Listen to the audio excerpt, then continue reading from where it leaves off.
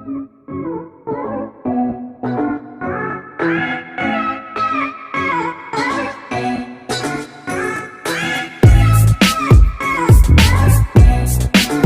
guys, welcome back to Class of Learning. You're with Rahul Sharma, your friend and guide. In this class all about class 10 students section C के अंदर हमें दो question आते हैं, एक आता है लॉन्ग क्वेश्चन और एक आता है शॉर्ट क्वेश्चन। और अगर किस्मत तुम्हारी खराब हो तो पेपर में ऐसे क्वेश्चन आएंगे जो क्वेश्चन तुम्हें समझ नहीं आएंगे and how to write on answer. Seriously अगर किस्मत खराब हो तो पहले बोल रहा हूँ, वैसे मैं नहीं मानता कि आप लोगों की किस्मत खराब होगी, पेपर बहुत ईजी आएगा, लेकिन फिर भी पहले क्लियर करना। 6 क्वेश्चन आने हैं 2 नंबर वाले, 6 क्वेश्चन ऑफ 2 मार्क्स। 7 आएंगे 2 6 करने होंगे, 7 में 6 करने होंगे, चॉइस होगी आपके पास। आपने कहा short answers,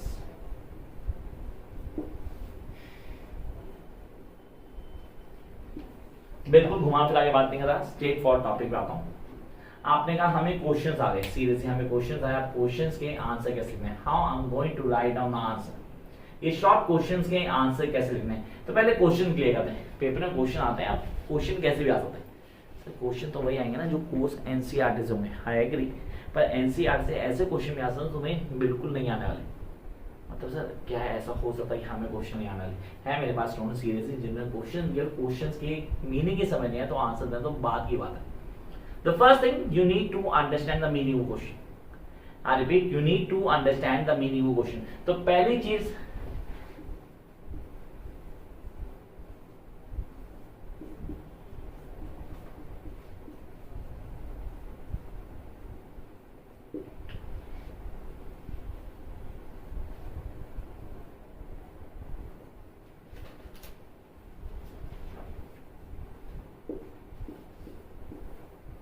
The first thing, read and try to clear what question is asking. Question पूछ क्या रहा भाई, पहले ही जान लो।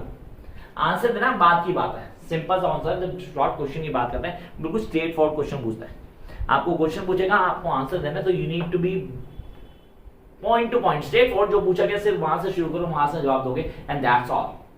जैसे 2 मार्क क्वेश्चन, तो I need to write maximum 30 words, इससे ज्यादा तो लिखना भी नहीं, लेकिन मुझे पहले क्वेश्चन क्लियर करना है, क्वेश्चन में से पूछ क्या रहा है। When I know that question mean asking this to me, then I know how to serve, मुझे सर्व कैसे करना है। तो पहले क्वेश्चन क्लियर करते हैं। अब book to me please.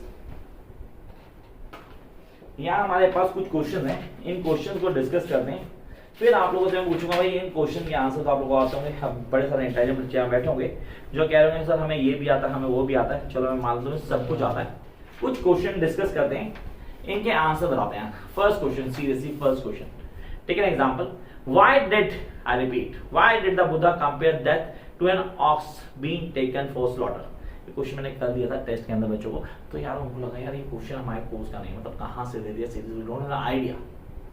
I repeat the question, question को क्लियर करते हैं। ये ऐसे पेपर तुम्हारे पास बहुत मिल जाएंगे मार्केट में, अगर से कहीं से उठा लेना।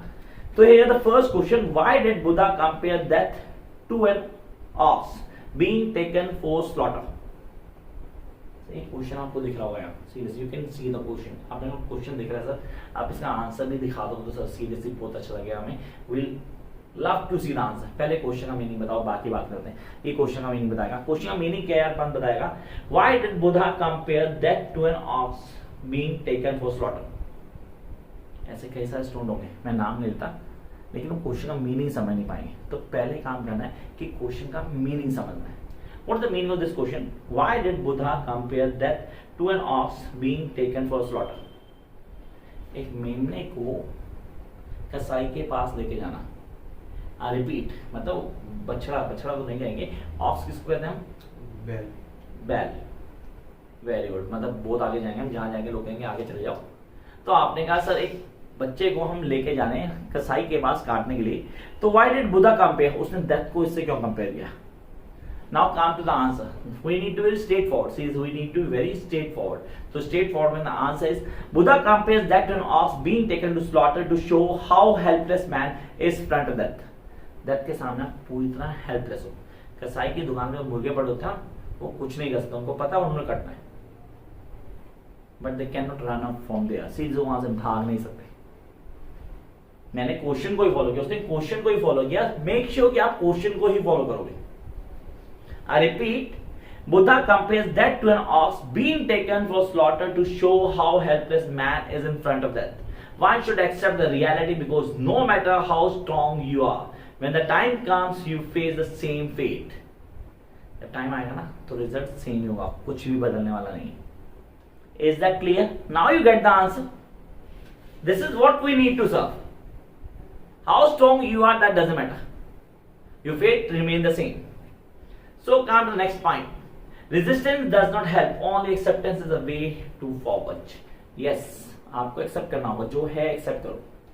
Just go forward. This is what we guys need to clear for a short answers.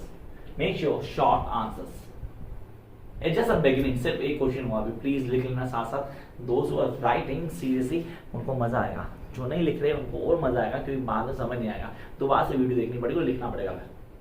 Come to the second question. Here, why didn't Pranjal, I repeat, why didn't Pranjal share Rajveer's excitement on seeing the tea state?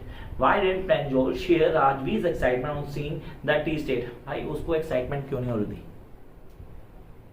भाई मेरे घर पर daily होता है, तेरे घर पे कभी कभी तो एक्साइट हो. मैं रोज यही चीज देखता हूँ, तो why should I get excited? वो पहली बार देख रहा तो एक्साइटेड होगा. Look at here.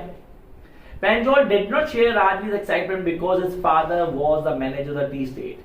For Pranjal, now there was nothing new as it has he had been born and brought up there.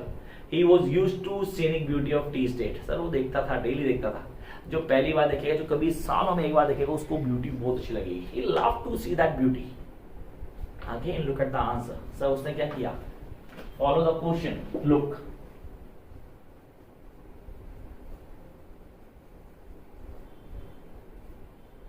Follow the question.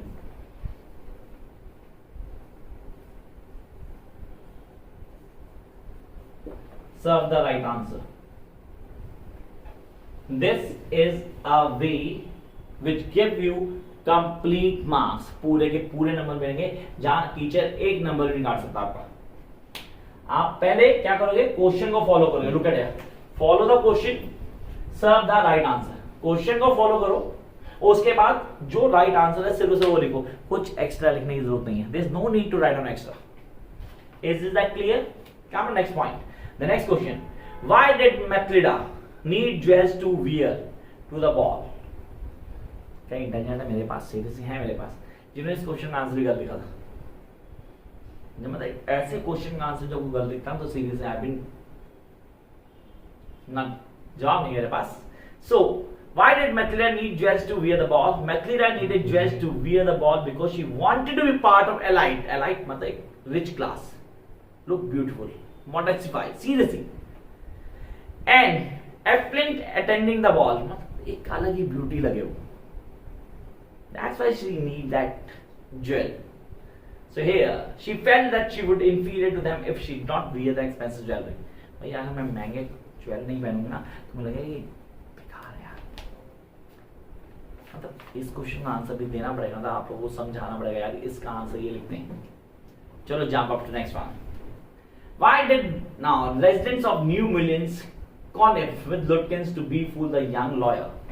कौन सर कौन बेवकूफ बनाने रहे, और वो सारे मिल गए थे बेचा यंग लॉयर को बेवकूफ बनाते हैं. क्यों भाई क्यों बनाते हैं? चलो क्वेश्चन फॉलो करते हैं. The resident of the New Millions convinced the Lutkins and to be fooling the young lawyer because Lutkins always kept the lawyer behind him. Wherever he went and inquired Lutkins, it emboldened him to give him a hint to keep the pretense of being Malgone. सस्ते था, उसके साथ जाता पागल बना दो. सबको पता पागल बन रहा है तो बनाओ भैया, इसके साथ ही है और इसी को ढूंढ रहा है, तो मतलब पागल बना रहा है, बनाओ और मजा आ रहा है. तो आपको क्या करना था? आपको सिर्फ क्वेश्चन को फॉलो करना था और राइट आंसर को सर्व करना था. This is a way to get maximum marks in your English exam. Those things that is tough to score 90 or 95 in English, guys, कहीं गलत जगह पढ़ रहे तुम. अपने दिमाग को खोलो और जो बेसिक्स मैं बताऊं सिर्फ इसको फॉलो करो. You need not to be tense, seriously, just be focused with the basic points and you know each and every answer. Come on to the second last questions. Walt Whitman in his poem Animals. Walt Whitman in his poem Animals mentioned humans kneeling to other humans who lived thousands of years ago. Justify. Why human kneelings to humans जो हजारों साल पहले रहते थे? इस question को ही follow करता हूँ, आंसर अपने आप आ जाएगा। Yes, humans do worship their ancestors. They kneel in front of their pictures, perform ceremonies, and seek their blessing. We can cite the example of exemplary human beings, saints who devoted their lives to the cause of humanity. Yes, the saints जिन्होंने अपनी life खत्म कर दी इसके लिए, humanity के लिए, वो उन्हीं के आगे, उन्हीं की फोटोज आगे लगा के माथा टेकते हैं। That's a humans. नीलिंग, झुकना, सर्व करना, रिस्पेक्ट देना। Second last question. What difference do you notice between Wali and Bholi as a child? Sir, Wali और भोली में डिफरेंस। अरे यार, वली कॉन्फिडेंट लड़की थी, आंसर भी देनी जरूरत है। सीरियसली कॉन्फिडेंट लड़की थी शुरू से, उसको पता था कि मुझे कहाँ जाना है, मुझे बस पकड़नी है, बस लेके जाऊंगी, यहाँ घूम के वापस आऊंगी। And she was the masterpiece, seriously masterpiece. वेस भोली शुरू से बेचारी डरी हुई थी, सैमिस हुई थी, पोक मार्क्स चेहरे पे थे, लोग उसको परवाह नहीं करते, नोबडी केयर्स हुआ। वो बड़ी होते थे कॉन्फिडेंट, पर किसको पता ही नहीं था जो कॉन्फिडेंट हो चुकी है। अगर वो इंसिडेंट ना होता लास्ट टाइम भोली के साथ, तो किसको पता ही लगता भाई ये समझदार हो चुकी है। Look at the answer. Wali is intelligent, independent, mature for her age. भाई उसने आंसर वही शुरू कर दिया। She is bold and confident, no one can dare walk over her.